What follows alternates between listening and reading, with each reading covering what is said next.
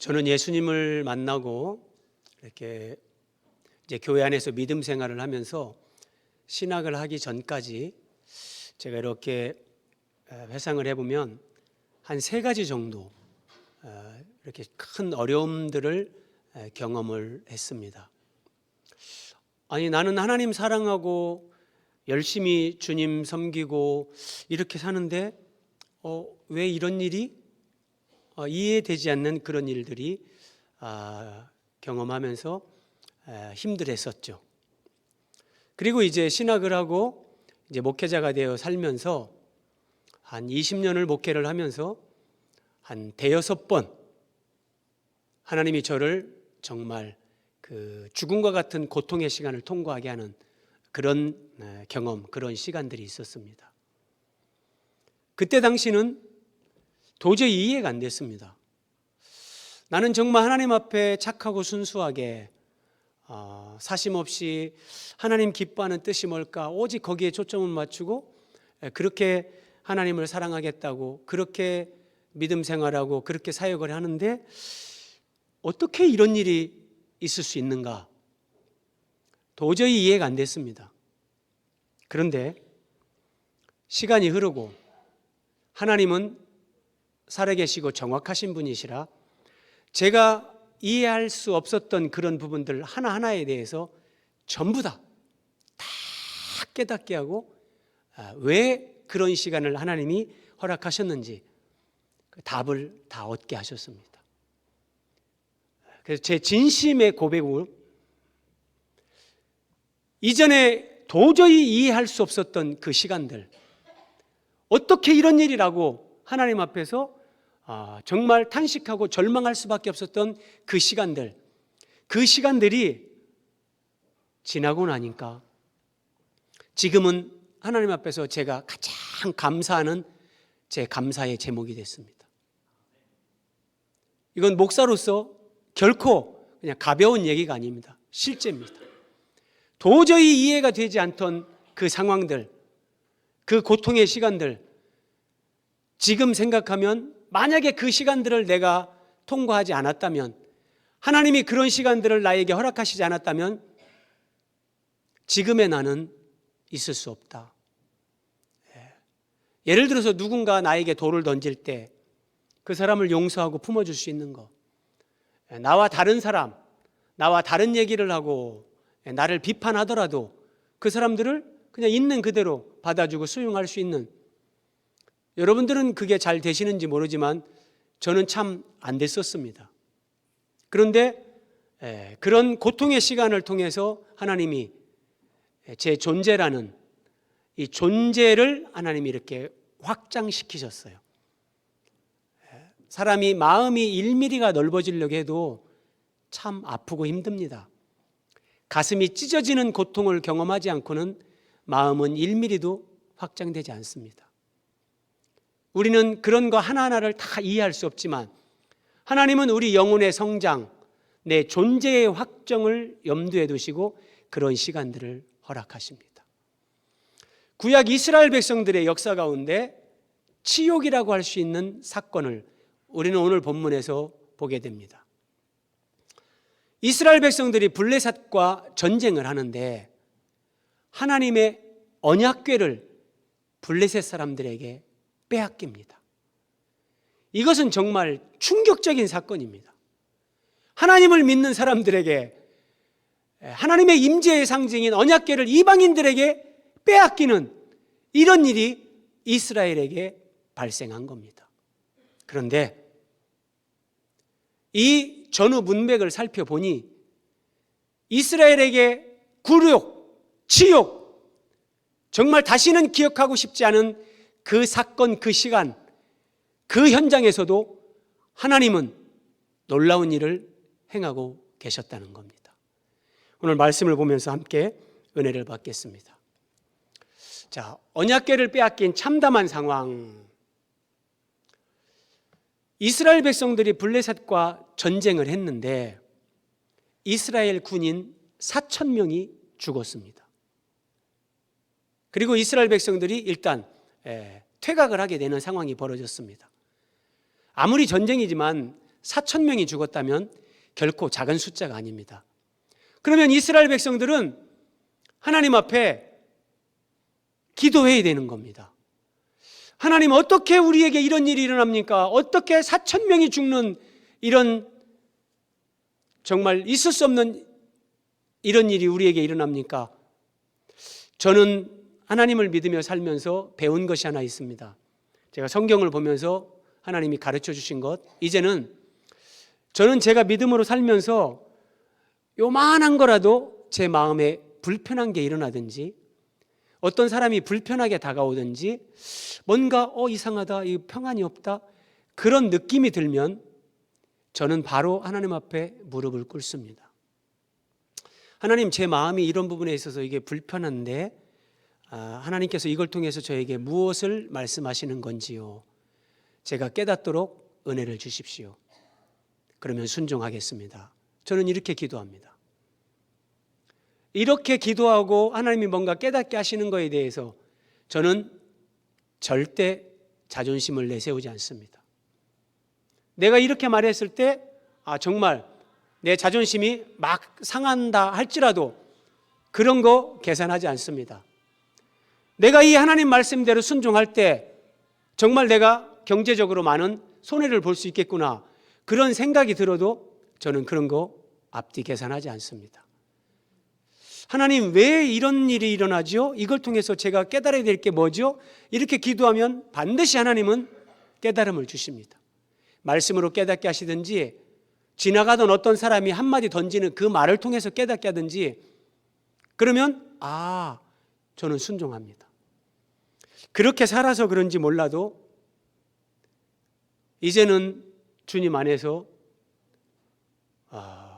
그렇게 막 열을 내고 화를 내고 그냥 그런 일들이 없습니다. 그냥 늘 평안이고 감사고 그냥 뭐 그렇게 은혜 가운데 삽니다. 자, 이스라엘 백성들이 4,000명이 죽고 전쟁에서 퇴각을 하는 상황이 벌어졌는데 하나님 앞에 기도할 줄을 몰라요. 환경에는 하나님의 메시지가 있습니다, 여러분. 자, 이 사람들이 기도를 할 줄 모르니까 기도를 하지 않으면 이제 잔꾀를 부립니다. 이스라엘 장로들이 이렇게 얘기합니다. 여호와의 언약궤를 실로에서 가져다가, 아래 그림에 있는 것이 언약궤 또는 법궤, 증거궤 이렇게 얘기하는데, 여기서 궤라는 것은 우리말에 그냥 궤짝이란 말입니다. 궤짝. 저게 이제 조각목이라는 나무로 저런 궤짝을 만들어서 가로가 113cm, 높이가 68cm, 이 정도 됩니다. 크지도 않습니다. 근데 저기에 하나님이 주신 십계명 돌판, 2개의 돌판이 들어가 있어요. 그래서 십계명 돌판, 이게 언약의 돌판 또는 율법의 어떤 대명사, 그래서 법으로 얘기할 때는 저걸 법궤, 하나님과 우리 사이에 언약이 초점이 맞춰지면 언약궤, 이런 식으로 불리는데, 자, 이 언약궤를 가져다가 그것으로 우리를 우리 원수들의 손에서 구원하게 하자 그럽니다. 왜냐하면 이스라엘 백성들이 가나안에 들어갈 때 요단강을 건너는데 언약궤를 맨 제사장들이 요단강이 범람하고 있는데 제사장들의 발이 딱 강물에 들어갈 때 요단강 물이 멈춰 서는 겁니다. 이스라엘 백성들은 그런 간증이 있거든요. 그리고 여리고성, 난공불락의 그 견고한 성읍 여리고를 점령하는데 그냥 제사장들이 언약궤를 메고 백성들이 그 뒤에 따르고 여리고성을 하루에 한 바퀴씩 도는 겁니다. 그렇게 7일을 했는데 그냥 여리고성이 무너져 내리면서 무혈입성하도록 하나님이 그런 은혜를 준 이스라엘 백성들이 그 경험이 있거든요. 그래서 전쟁에서 패했는데 언약궤를 가져다가 그것으로 우리가 이기자 이렇게 얘기를 하는데 여기에 무서운 말이 나옵니다. 이스라엘 백성들은 하나님으로 이기려고 하지 않고 언약궤로 이기려고 하는 겁니다. 예를 들어서 예전에 드라큘라라는 영화가 한참 유행할 때 사람들이 그 드라큘라 영화를 보고 막 어떤 귀신이 장난을 하거나 이런 거 보면 십자가를 갖다가 막 대는 이런 게 있었어요. 성경에 대한 오해죠. 약간 이제 무속적인 것들이 가미되는 건데, 그러니까 이런 얘기예요. 예수님으로 이기는 것이 아니라 내가 그냥 가지고 다니는 이 십자가로 이기자. 마치 언약궤를 십자가를 부적처럼 여기는 겁니다. 그리고 그 언약궤를 그것으로 그럽니다. 그것으로 하나님과 인격적인 관계가 아니라 그것으로 물질 대명사로 바꿔치기 합니다. 이게 무서운 거거든요. 그러면 이 전쟁의 결과가 어떻게 될까요? 하나님은 인격이시고 살아계신데 우리가 이런 미신적으로 하나님 앞에서 살아갈 때 결코 거기에 승리를 주시지 않습니다. 자, 블레셋 사람들이 쳤더니 이스라엘이 패하여 이스라엘의 보병에 엎드러진 자가 3만 명이었다. 이스라엘 군사 3만 명이 죽습니다. 그리고 하나님의 궤는 빼앗겼고 하나님의 언약궤를 빼앗겼습니다. 네, 정말 하늘이 놀라고 땅이 흔들리는 그런 사건입니다. 그런데도 이스라엘 백성들은 깨닫지 못합니다. 군사가 3만 명이 죽었고 당시의 제사장, 대제사장 엘리의 두 아들 홈리와 비느하스가 죽었습니다. 그런데도 이스라엘 백성들은 깨닫지를 못합니다. 자, 성경은 과거 이스라엘 백성들의 얘기지만 그게 이스라엘 백성들의 이야기로 끝나지 않습니다. 오늘 예수 그리스도를 믿는 우리에게 하나님이 주시는 하나님의 말씀입니다. 이스라엘 백성들이 언약궤를 탈취당한 경천동지할 이 사건은 오늘 예수 그리스도를 믿는 그리스도인들이 예수님에 대해서 무지하다는 거예요. 그 예수님에 대해서 관심 없이 살아가는 거예요. 예수님을 믿으면서 그 예수님이 나의 구원자, 그 예수님이 나의 신랑, 나의 생명, 나의 머리라고 하는데 정작 그 예수님에 대해서 알아가지를 않습니다. 그 예수님과 우리는 새 언약 백성, 새 언약 백성, 새 언약 안에서의 그 언약 관계에서 살아가는데 그 언약의 내용이 뭔지, 예수님을 믿고 구원받았다 그러는데 구원이 뭔지, 구원의 완성이 뭔지 생각하지 않고 묻지도 않습니다. 우리가 계속해서 이렇게 살아가면 하나님은 방법이 없습니다. 우리를 깨닫게 하고 우리를 더 신앙의 성숙의 단계로 인도하시기 위해서 하나님은 우리에게 고통을 허락하십니다. 그래서 고통은 하나님의 확성기입니다. 우리 눈에 보이지 않는 하나님이 우리가 삶에 직면하는 고통을 통해서 생각하라, 깨달으라, 하나님께 돌아오라, 기도하라, 하나님이 이렇게 확성기처럼 말씀하시는 겁니다. 자, 전쟁에서 하나님의 언약궤를 빼앗겼고 홈리와 비느하스 두 제사장이 죽었습니다. 한 사람이 전쟁터에서 달려와서 대제사장 엘리에게 얘기를 했습니다. 제사장님, 하나님의 언약궤를 빼앗겼습니다. 대제사장님의 두 아들 홈리와 비느하스가 죽었습니다. 이 이야기를 듣다가 대제사장 엘리가 뒤로 넘어지면서 의자에 받쳐 목이 부러져 죽습니다. 그리고 엘리의 둘째 아들 비느하스의 아내가 때마침 그때 출산을 하는데 아들을 낳게 됩니다. 아들을 낳는데 남편이 죽었다는 얘기, 시아버지가 죽었다는 얘기, 하나님의 언약궤를 빼앗겼다는 얘기를 들었거든요. 태어난 아들을 보면서 옆에 산파들은 아들이다 기뻐하세요 하는데 비느하스의 아내는 이가봇! 무슨 뜻이냐? 하나님의 영광이 이스라엘에게서 떠났다, 이 말입니다. 이가봇, 하나님의 영광이 이스라엘에서 떠났다. 얼마나 참담합니까? 국가적으로, 가정적으로, 개인적으로 이것보다 더 절망적인 상황은 없을 겁니다. 오죽하면 아들이 태어났는데 그 아들을 축복하고 기뻐해야 될 건데 그 아들을 보면서 하나님의 영광이 떠났다, 너는 이가봇이다. 그렇게 외치고 이 여인이 죽은 겁니다. 그런데 여러분, 놀라지 마십시오. 이때부터 하나님의 역사가 시작됩니다. 하나님은 참 우리가 이해할 수 없는 분입니다. 법궤가 빼앗길 때도 하나님은 잠잠하시고 침묵하셨습니다. 그런데 이가봇, 이스라엘 백성들이 절대 절망, 더 이상은 소망이 없는 것 같다, 이렇게 낙심하고 절망할 때 하나님은 역사하기 시작하십니다. 어떻게 역사하시는가? 보이지 않는 하나님의 손이 이스라엘 백성들, 이제 그들 가운데 역사하시는데 한번 말씀을 살펴봅니다. 사무엘상 5장 2절입니다. 자, 블레셋 사람들이 하나님의 언약궤를 탈취했습니다. 그 언약궤를 블레셋 나라로 가지고 갔습니다. 그리고 그 하나님의 궤를 다곤의 신전에 들어가서 다곤 곁에 두었다. 블레셋 사람들이 주 신으로 믿는 그 신이 다곤 신인데 저렇게 생겼습니다. 상반신은 사람이고 하반신은 물고기입니다. 큰 신전을 짓고 신전 안에 이런 다곤신의 형상을 높이 세워뒀는데 그 다곤신 형상 앞에 하나님의 언약궤를 갖다 뒀다는 겁니다. 이게 어떤 의미냐면 고대 사회에서 전쟁은 신과 신의 전쟁입니다. 이스라엘의 하나님과 블레셋 사람들이 믿는 다곤신과의 전쟁인 것입니다.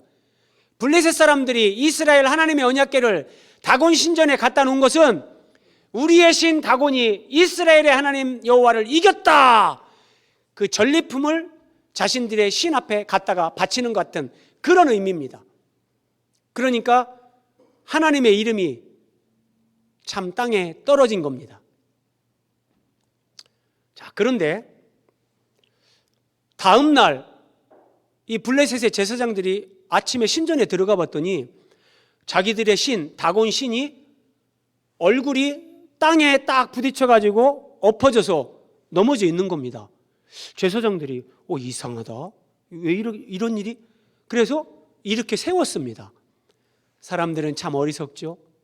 그렇게 바닥에 엎드려진 신상을 자기들이 이렇게 세우면서 자기들이 이렇게 세운 그 신상에게 복을 달라고 비는 거예요.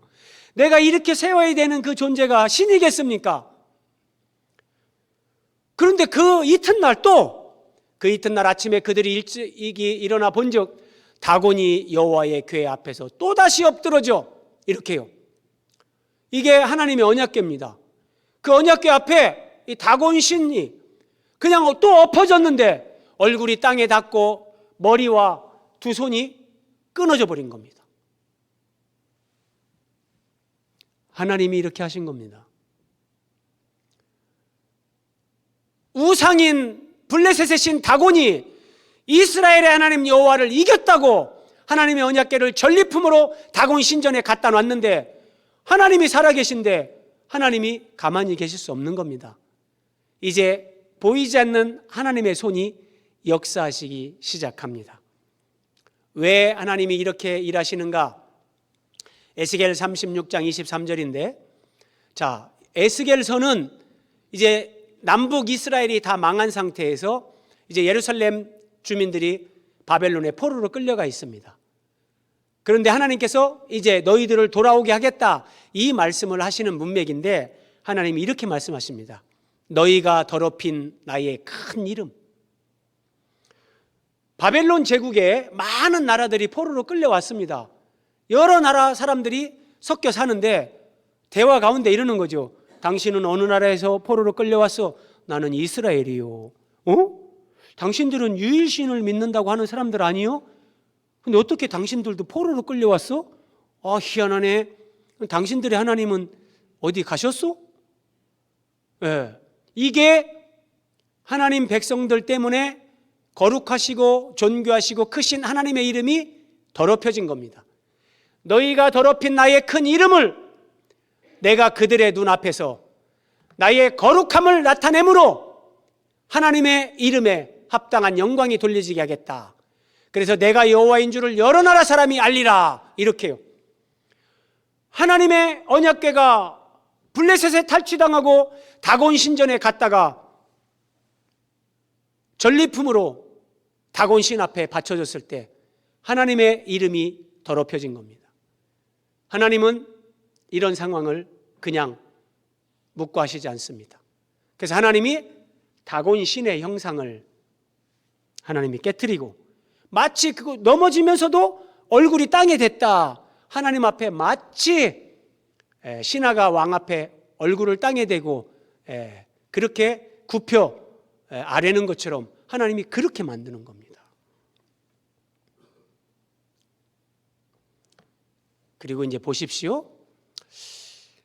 이 블레셋의 나라 가운데 다곤 신전이 있는 곳은 아스돗이라는 곳입니다. 근데 여호와의 손이 아스돗 사람에게 엄중히 더하사 하나님의 언약궤를 갖다가 다곤 신전에다 놨는데 그 다곤 신이 있는 아스돗 사람들에게 여호와의 손이 엄중히 더하사 독한 종기의 재앙으로 아스돗과 그 지역을 쳐서 망하게 했다. 사람들에게 온갖 피부병이 일어나면서 견딜 수 없는 상황이 아스돗 사람 전체에게 막 일어나는 겁니다. 그러면 민심 이반이 일어나고 난리가 나는 거죠. 그러면 어떻게 됩니까? 그래서 아스돗 사람들이 이를 보고 이스라엘의 신의 궤를 우리와 함께 잊지 못하게 할지라. 그러면서 하는 말, 그의 손이, 이스라엘의 하나님의 손이 우리와 우리 다곤 신을 쳤다. 그들이 이렇게 고백하는 거예요. 그러니까요, 하나님은 블레셋 사람들이 하나님의 손이 다곤 신을 쳤다, 블레셋 지금 아스돗 사람들에게 독종 재앙을 내리셨다, 이걸 다 알게끔 하나님이 그렇게 역사하시는 겁니다. 자, 그랬더니 이제 이 블레셋 아스돗 사람들이 더 이상 안 되겠다. 그래서 하나님의 언약궤를 가드라는 곳으로 옮깁니다. 그랬더니 그것을 옮겨간 후에 여호와의 손이 심히 큰 환난을 그 성읍 가드에 더하사 성읍 사람들의 작은 자와 큰 자를 다 쳐서 독한 종기가 나게 하셨다. 여기도 똑같은 일이 벌어지는 겁니다. 그러니까 가드 사람들도 야, 이스라엘의 하나님의 손이 우리를 친다. 하나님의 저 궤가 우리 지역에 있으면 안 되겠다. 그래서 이제는 에그론이라는 곳으로 블레셋의 아스돗, 가드, 에그론 지역으로 또 옮겨갑니다. 그랬더니 에그론 지역에서도 하나님이 똑같이 행하십니다. 여호와의 손이 그 백성들을 또 치고 독종 재앙이 일어나서 에그론 백성들이 아우성을 치게 됩니다. 그래서 이제 블레셋 왕과 신하들과 그 제사장들이 모여서 논의를 합니다. 이 난국을 어떻게 돌파해야 되겠나? 그러면서 이렇게 이제 얘기를 모으는 겁니다. 수레를 하나 만들고 멍에를 메어보지 아니한 젖나는 소 2마리를 끌어다가 수레를 메우고 그 송아지들은 떼어 집으로 돌려보내고 여호와의 궤를 수레에 실어 보냅시다. 이렇게 얘기하는 거예요. 이게 무슨 말이냐면, 자, 멍에를 메어보지 아니한 소, 멍에를 한 번도 메어보지 않았으니까 2마리를 같이 멍에를 메서 이제 이스라엘 지역으로 이 언약궤를 실어 보내자 그러는데 사람이 끌고 가지 않아요. 소들이 그냥 가게 하자. 그러니까 멍에를 한 번도 메보지 않은 2마리 소가 스텝을 맞추면서 같이 가려면 이게 보통 어려운 게 아니에요. 늘상 멍에를 메던 소 같으면 그게 편하고 쉽지만, 그래서 멍에를 메지 아니한 소, 그리고 두 번째는 젖나는 소, 새끼를 낳은 지 얼마 되지 않는 암소 2마리, 저렇게 새끼하고 소가 같이 있는데 이 새끼 송아지들은 떼어서 집으로 돌려보내자. 그러면 여러분 이게 무슨 말이냐면, 새끼를 집으로 돌려보내고 젖이 나오는 암소 2마리에게 하나님의 언약궤를 실어서 보내면 암소가 모성 본능에 의해서 이스라엘로 가는 것이 아니라 자기 새끼가 있는 곳으로 돌아가는 겁니다. 이걸로 한번 우리가 확인을 하고 테스트를 해보자. 블레셋 사람들이 이렇게 의견을 모은 거예요. 자, 보세요. 그래서 이렇게 실어 보내는 거예요. 사람이 끌고 가는 게 아니라 이 소들이 그렇게 가게 하자. 왜 이런 말을 하냐면 이거예요. 이 사람들이 소를 직접 끌고 가지는 않지만 뒤를 따라가는 거예요. 수레를 따라가면서 만일에 하나님의 궤가 벳세메스로 가면, 이 벳세메스는 이제 이스라엘 영토인데 한번 보세요. 자, 여러분 보시면 왼쪽에 지중해가 있잖아요. 지중해 아래에 이쪽이 이제 블레셋입니다. 블레셋. 이스라엘에게 하나님이 주신 영토인데 이스라엘이 지금 저 족속들을 다 정복하지 못하고 있는 거죠. 제일 처음에 법궤가 안치됐던 다곤 신전이 있는 곳이 여기 아스돗입니다. 아스돗에서 가드로 옮겼죠. 가드에서 에그론으로 옮겨갑니다. 그리고 이제 에그론에서 벳세메스, 여기가 벳세메스입니다. 예. 여기가 벳세메스인데 에그론에서 20km 됩니다. 20km. 20km가 되는데 이렇게 수레에다가 저지나는 소 2마리가 끄는 수레에다가 법궤를 실어서 가게 하자. 사람이 끌고 가는 게 아닙니다. 왜 이렇게 하냐?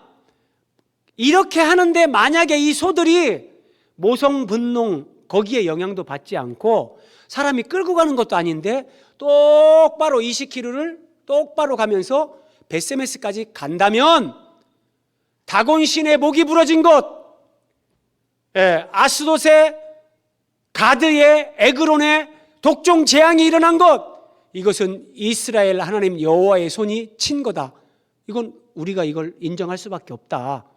근데 만약에 이 소들이 벳세메스로 똑바로 가지 않으면 새끼 보고 싶어서 돌아오든지 뭐 엉뚱한 길로 가다가 어디 뭐 구덩이에 빠지든지 이런 일이 벌어지면 다곤 신상이 깨진 것, 독종 재앙이 내린 것은 우연의 일치, 우리가 우연히 일어난 것으로 그렇게 해석하면 되겠다. 블레셋의 지도자들이 이렇게 의견을 모은 거예요. 그래서 이렇게 돌려보내자. 그렇게 하고 실제 이제 그렇게 하는데 한번 보세요, 여러분. 그 사람들이 젖나는 소 둘을 끌어다가 수레를 메우고 송아지들은 집에 가두고, 그리고 송아지들은 집에 가뒀어요. 그리고 젖나는 소 둘을 끌어다가 수레를 딱 연결했어요. 그리고 여호와의 궤와 상자를 수레 위에 실었다. 이렇게 하나님의 언약궤를 싣고 뒤에다가 상자를 하나 실어서 이스라엘 벳세메스로 보내는 거예요. 그러면 여러분, 하나님은 어떻게 하셔야 될까요? 이때 만약에 이 소들이 벳세메스로 똑바로 가지 않으면 새끼가 보고 싶어서 블레셋 지역으로 다시 돌아온다든지 가다가 막 엉뚱한 길로 삼천포로 빠진다든지 그러면 블레셋 사람들이 그럼 그렇지 이스라엘의 뭐 하나님이 뭐 진짜 참신이라고? 아니다. 그냥 우연히 생긴 일이네. 이렇게 블레셋 사람들이 결론을 내리게 되는 거예요. 그러면 더럽혀진 하나님의 이름이 그냥 더럽혀진 상태로 그대로 있게 되는 거죠. 자, 6장 12절. 암소가 벳세메스 길로 바로 행하여. 끄는 사람이 없습니다. 근데 이 2마리의 암소가 새끼가 보고 싶은데 그래서 웁니다. 데리러 가며 갈 때 울고 새끼가 보고 싶어서 그 모성 본능에 의해서 막 웁니다. 울면서도 2마리의 소가 벳세메스 길로 똑바로 갑니다. 데리러 가며 갈 때에 울고 소들이 웁니다. 얼마나 새끼가 보고 싶으면 막 웁니다. 새끼가 보고 싶어서 우는데도 불구하고 하나님의 손이 이 소들을 이끄는 거예요. 이 소들은 이스라엘 벳세메스를 향해서 20km를 똑바로 좌우로 치우치지도 않고 똑바로 가는 겁니다. 소 오는 소리만 들어도 애절함이 느껴지지 않습니까? 수레가 벳세메스 사람, 이제 이스라엘 벳세메스 지역에 도착을 했습니다. 벳세메스 사람들이 언약궤를 보고 너무 기뻐하죠. 7달 만에 돌아온 겁니다. 자, 그래서 이 벳세메스 사람들이 어떻게 하냐면 소가 수레에 언약궤를 싣고 왔잖아요. 그 수레를 다 부셔서 나무를 패고 그 암소들을 번제물로 여호와께 드렸다.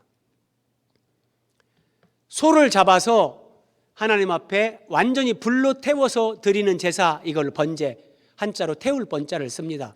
태울 번, 구울 번, 그래가지고 불로 태워서 하나님 앞에 제사를 드리는데 그러면 제밖에 안 남습니다. 예. 저렇게 싣고 갔던 수레를 부셔서 이 나무를 번제에 쓰는 그 장작으로 쓰면서 저 소를 잡아서 하나님 앞에 이렇게 번제를 드렸다 얘기를 하는 겁니다. 여러분, 이 말씀을 보면 진짜 감동이 되고 어떤 면에서 막 눈물이 납니다. 이 소들, 그 모성 본능을 제어하면서도 똑바로 가는 소들, 그리고 마지막에 이 소들은 자기 몸을 하나님 앞에 제물로 드린 거예요. 그런데 여러분, 여기서 우리가 중요한 게 있습니다. 놓치면 안 되는 게 있습니다. 여기에서 소만 보면 안 됩니다. 소만 보면 안 됩니다. 이 소들이 20km를 좌우로 치우치지 않고 울면서도 똑바로 벳세메스로 갈 수 있었던 것은 하나님의 손이 이 소들을 이끌고 간 겁니다. 그래서 여러분, 소만 보지 말고 하나님의 손을 보셔야 됩니다. 여러분들이 인생을 사시고 믿음 생활 하시면서 때로는 정말 이 암소들이 우는 것 같은 막 그런 눈물을 흘리고 정말 절규하는 그런 시간들을 우리는 직면합니다. 그런데 그때 소만 보지 말라는 거예요. 환경만 보지 말라는 거예요. 그 환경을 주관하시는 하나님, 내 인생과 환경과 역사와 열방을 통치하시는 하나님, 그 하나님의 손을 보는 것, 이게 믿음의 사람들이 누리는 복 가운데 하나님입니다. 자, 하나님의 손이 어떻게 역사하는가 보세요. 에스라가 바벨론에서 2차 포로 귀환하는 그 말씀입니다. 바벨론에서 이제 예루살렘으로 돌아오는데 첫째 달 초하루에 바벨론에서 길을 떠났고 하나님의 선한 손에 도우심을 입어. 예, 하나님의 선한 손에 도우심을 입어. 여러분, 바벨론에서 예루살렘까지 오는데 그 거리가 만만치 않습니다. 몇 달 동안 그 광야를 통과하면서 와야 되는데 맹수의 위험, 강도들의 위험, 여러 가지 위험들이 있는데 하나님의 선한 손에 도우심을 입어 예루살렘까지 무사히 안착하는 겁니다. 자, 신약 성경으로 오면 사도행전 11장 21절, 주의 손이 그들과 함께 하시매. 예수님의 손이 사도들과 믿는 자들과 함께 하십니다. 그랬더니 수많은 사람들이 믿고 주께 돌아오더라. 하나님의 손은 구약시대 때, 신약시대 때, 지금 오늘도 우리를 붙들고 계십니다. 요한복음 10장 28절 29절 예수님이 이렇게 말씀하셨습니다. 내가 그들에게 영생을 주노니 영원히 멸망하지 아니할 것이요, 또 그들을 내 손에서 빼앗을 자가 없느니라. 왜요? 예수 믿는 사람들을 예수님이 꼭 잡고 그들의 손을 꼭 잡고 계신 겁니다. 그래서 그들을 내 손에서 빼앗을 자가 없다, 예수님이 말씀하시는 거예요. 그들을 주신 내 아버지는 만물보다 크심에 아무도 아버지 손에서 빼앗을 수 없느니라. 이 말씀을 보면 내 손이 있는데 예수님이 두 손으로 내 손을 꽉 잡는 거예요. 그 위에 하나님 아버지께서 또 꽉 잡는 거예요. 예수님의 손에서 우리를 빼앗을 자가 없고 하나님 아버지의 손에서 우리를 빼앗을 수 없다. 이렇게 예수님의 손이, 하나님의 손이 우리를 이중으로 붙들고 계신 거예요. 하나님의 손은 언제나 이렇게 우리 가운데 함께 하시고 나를 붙들고 나를 인도하시고 낙심하고 절망하는 그 상황 가운데서도 나를 일으켜 세우시는 이 하나님의 손이 우리와 함께하고 그렇게 역사한다는 겁니다. 하나님의 구속사의 진전, 오늘 말씀에서 핵심은 여기에 있습니다. 자, 여러분, 이스라엘 백성들이 요단강을 건너 가나안 땅에 들어갔습니다. 드디어 가나안에 입성을 했습니다. 가나안에 입성을 하고 이스라엘 백성들이 이제 성막을 설치합니다. 성막. 오늘날로 하면 이 교회당을 짓는 겁니다. 그러니까 제일 중요한 거죠. 가나안 땅에 들어가서 이 성막을 어디에다 설치할까? 여호수아 18장 1절에 보면 이스라엘 자손의 온 회중이 실로에 모여서 거기에 회막을 세웠다. 회막, 성막, 때로는 장막 이렇게 얘기하는데 이게 오늘날로 하면 텐트입니다. 텐트. 그렇게 장막으로 이렇게 텐트를 치는데 하나님이 이스라엘 백성들에게 실로에 성막을 설치하게 했습니다. 자, 그런데 블레셋과 전쟁에서 이 실로에 가서 언약궤를 가지고 왔습니다. 그런데 여러분, 이 성막이 도대체 뭐를 얘기하는 건가? 여러분, 하나님은 저렇게 성막에 거하시는 하나님이 아닙니다. 하나님은 이런 건물 성전에 거하시는 하나님이 아닙니다. 하나님은 생명이시고 인격이시기 때문에 하나님은 생명과 인격 안에 거하십니다. 비인격체, 거기에 하나님은 거하시는 분이 아니세요. 그래서 하나님이 저렇게 천막으로 구약시대 성막으로 계시가 되는 것은 이걸 보여주기 위한 거예요. 하나님의 아들 예수님이 이 육신의 장막을 입고 이 땅 가운데 사람들 가운데 오실 것을 보여주는 거예요. 지금 여러분 저 아래 그림 보세요. 성막이 있고 그 주변에 텐트들이 막 치어져 있어요. 저 성막 주변에 동서남북으로 이스라엘 백성들이 세 지파씩 12지파가 텐트를 치고 생활하는 거예요. 그러면 이스라엘 백성들 가운데 중앙에 하나님이 저 성막으로 그들 가운데 거하시는 거예요. 이것은 모형과 그림자입니다. 무엇에 대한 모형과 그림자냐? 말씀이 육신이 되어 태초부터 계신 말씀 예수님을 가리키는 겁니다. 하나님의 아들이신 예수님이 말씀이 육신이 되어 우리 가운데 거하심에, 놀라운 말씀입니다. 말씀이 육신이 되어 우리 가운데 거하신다. 스케노라는 단어를 쓰는데 천막을 치다 이런 뜻입니다. 그러니까 예수님이, 말씀이신 예수님이, 하나님의 아들이신 예수님이 사람의 몸을 입고 이 땅에 오셨는데 그 사람의 몸을 입고 육신을 가지고 이 땅에 오신 것, 이것이 장막을 친 거예요. 그래서 성경에는 이 육신의 장막 그래요. 저렇게 성막으로 자기 백성들 가운데 함께하는 것처럼 하나님의 아들 예수님이 육신을 입고 이 땅 가운데 오셔서 자기 백성 가운데 함께 하신다. 저 그림 다시 한번 보십시오. 이게 임마누엘입니다. 임마누엘. 임마누엘, 하나님이 우리와 함께 계신다 이런 뜻이란 말이에요. 그러니까 텐트를 치고 있는 이스라엘 백성들 그 가운데 하나님도 저 성막으로 백성들 가운데 함께 계시는 거예요. 저 그림이 하나님이 우리와 함께 계신다 이걸 보여주는 건데 하나님의 아들이신 예수님이 육신의 장막을 입고 우리 가운데 거하신다. 이것에 대한 모형과 그림자입니다. 그래서 예수님이 오셔서 이렇게 성취가 되는 겁니다. 태초부터 계신 하나님의 아들 말씀이신 예수님이 사람의 육신을 입고 장막을 입고 사람들 가운데 이렇게 오신 겁니다. 이것이 구약의 성막의 실체입니다. 그러면 여러분 여기서 이제 생각을 해야 되는 겁니다. 예수님은 어느 지파를 통해서 오십니까? 예수님은 이스라엘 12지파 가운데 유다 지파를 통해서 오십니다. 여기에 구속사의 진전이 있습니다. 자, 암소가 벳세메스 길로 바로 갔죠? 벳세메스로 갔습니다. 그러면 벳세메스가 어딘가 한번 살펴보자고요. 자, 여기가 에브라임 지파, 여기가 유다 지파입니다. 글자가 작으니까 요 네모 박스 요 부분만큼 확대를 해서 보겠습니다. 확대를 하면 이렇게 됩니다. 자, 여기가 에브라임 지파. 에브라임 지파의 성막이 어디에 있었다고요? 가나안 땅에 들어가서 최초로 성막을 설치한 곳이 실로요. 에브라임 지파의 여기가 실로입니다. 실로. 여기에 성막이 있었고 그 성막 안에 하나님의 언약궤가 있었습니다.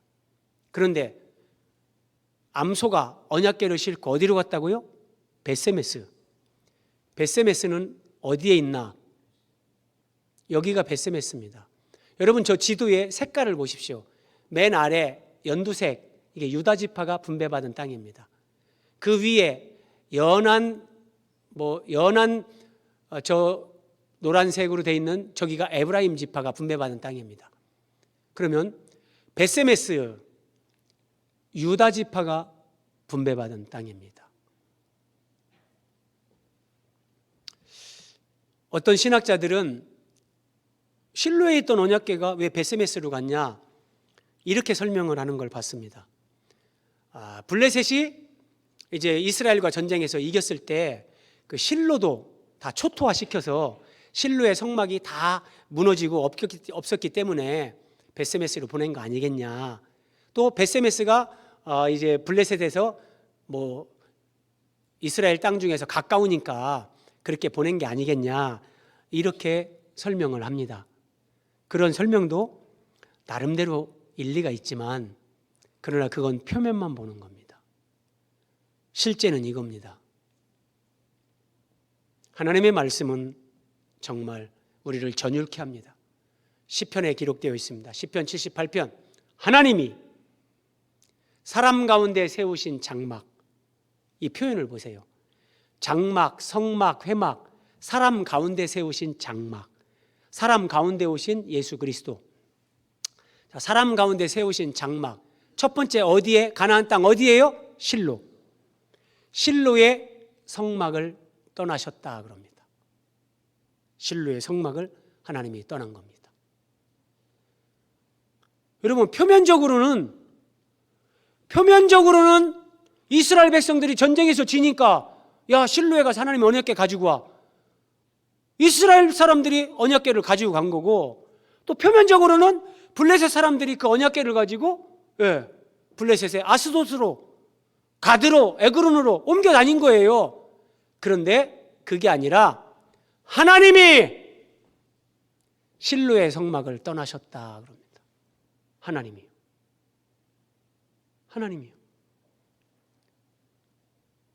78편 67절 요셉의 장막을 버리시며.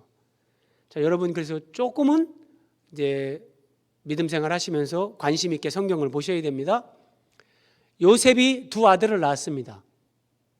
요셉의 두 아들 므낫세와 에브라임. 그런데 여러분 12지파 가운데 요셉 지파라고는 없습니다. 요셉을 빼고 요셉의 두 아들이 12지파에 두 사람이 들어갑니다. 갑절로 은혜를 주는 거죠. 그래서 므낫세 지파가 있고 에브라임 지파가 있는데 여기서 요셉의 장막 그러면은 에브라임 지파를 포함해서 얘기하는 거예요. 요셉의 장막을 버리시며 에브라임 지파를 택하지 아니하시고 오직 유다 지파와 그가 사랑하시는 시온산 예루살렘을 하나님이 선택하셨다. 예수님은 유다 지파를 통해서 오십니다. 그런데 여러분 생각해 보세요.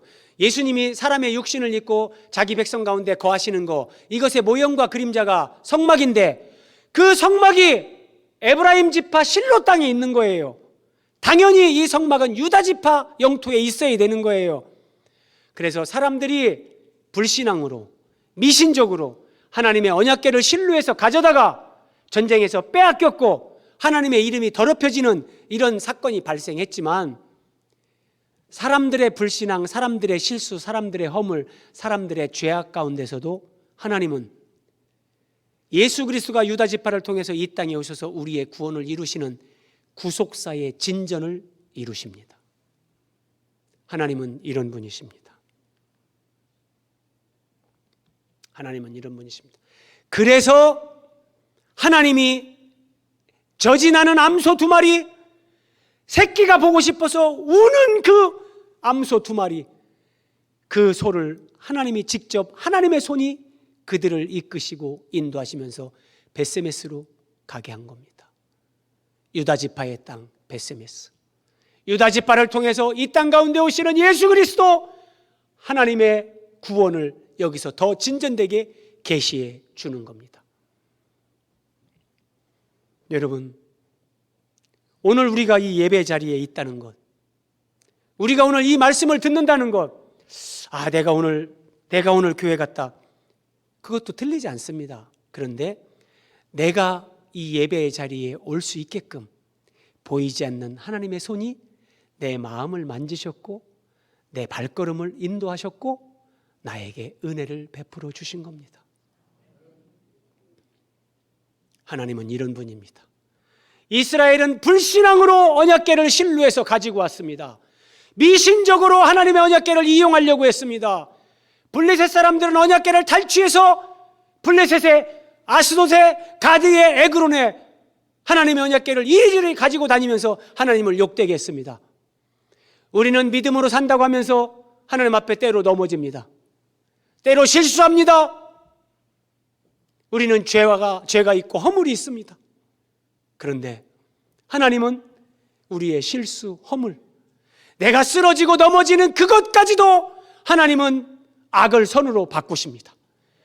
하나님은 나의 부족함, 연약함, 내가 굴욕으로 느끼는 것, 내 인생의 치욕거리로 생각하는 그 시간, 그 환경까지도 하나님은 합력해서 선을 이루시면서 내 삶 가운데 하나님의 구원을 이루어 가신단 말이에요.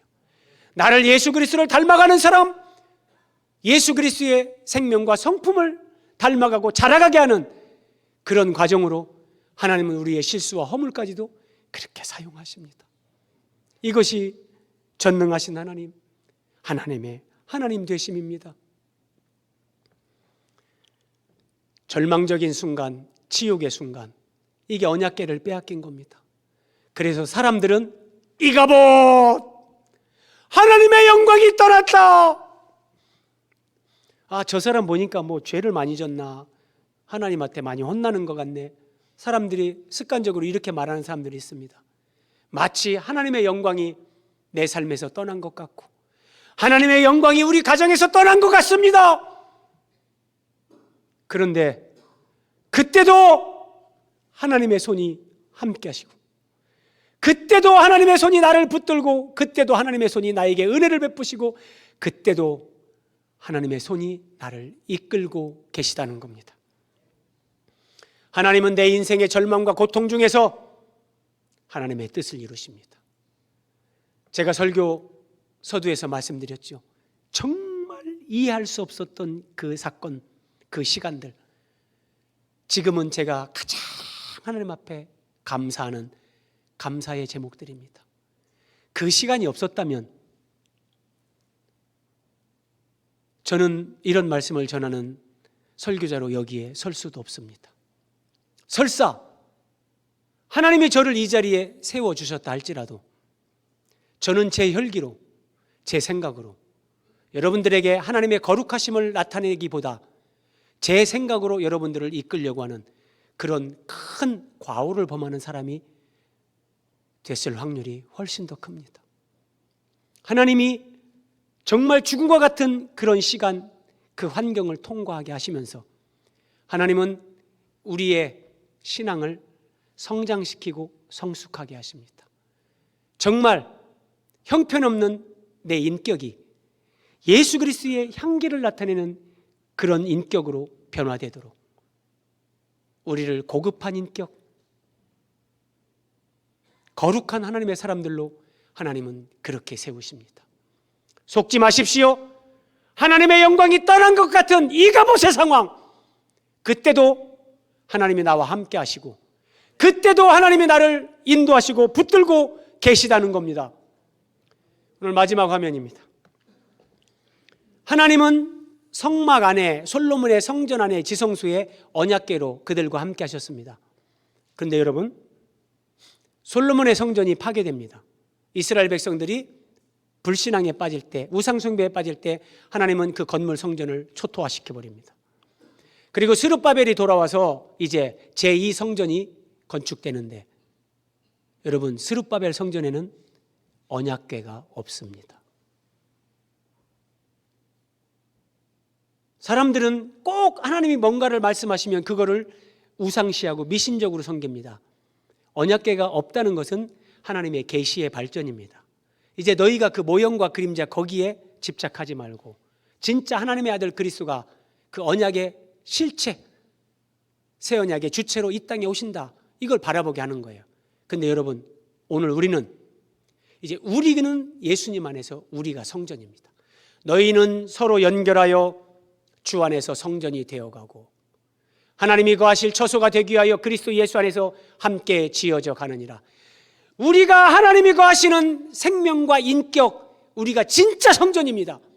그러면 그 성막, 그 건물 성전, 그 안에 거하시는 하나님이 거기에서도 구원을 이루시고 하나님의 크신 이름에 영광을 돌리게 이끄셨던 하나님이 오늘 우리가 진짜 성전인데, 예수님 안에서 우리가 성전으로 세워져 가고 있는데 우리를 그냥 두시겠습니까? 때로는 넘어지고 실수하고 나에게 허물이 있고 죄가 있다 할지라도 하나님은 우리를 포기하지 않습니다. 우리가 하나님 앞에 불신앙을 드러낸다 할지라도 하나님은 기다려주고 깨닫게 하고 은혜 주고 내가 너와 함께한다 격려하고 힘을 주시면서 우리를 하나님의 사람으로 세웁니다. 인생 가운데, 신앙 여정 가운데 여러분이 경험하시는 고통, 절망, 너무 그것 때문에 낙심하지 마십시오. 그 고통과 절망, 거기에 하나님의 손이 역사하십니다. 예수님은 못자국난 손으로 우리의 두 손을 붙잡고 인도하십니다. 그리고 우리를 구원의 완성, 교회의 완성으로 이끌어 가십니다. 여러분, 인생의 완성, 교회의 완성, 구원의 완성이 뭔지, 예수님이 우리의 신랑이 되시고 예수님이 우리의 머리가 되시고 예수님과 우리가 하나가 되는 겁니다. 예수님은 하나님의 아들 하나님이십니다. 피조물인 우리가 그 예수님과 하나가 된다, 우리가 하나님의 영광에 참여하는 존재가 되는 겁니다. 이 교회의 완성, 구원의 완성을 목표로 해서 예수님은 우리를 손으로 붙잡고 한 걸음 한 걸음 인도하십니다. 낙심하지 마십시오. 절망하지 마십시오. 하나님의 손이 지금도 여러분을 붙잡고 계시고 그 하나님의 손이 우리를 인도하시는 대로 따라가다 보면 우리는 예수님과 함께 영원한 하나님 나라의 영광에 참여하게 될 것입니다. 기도하겠습니다.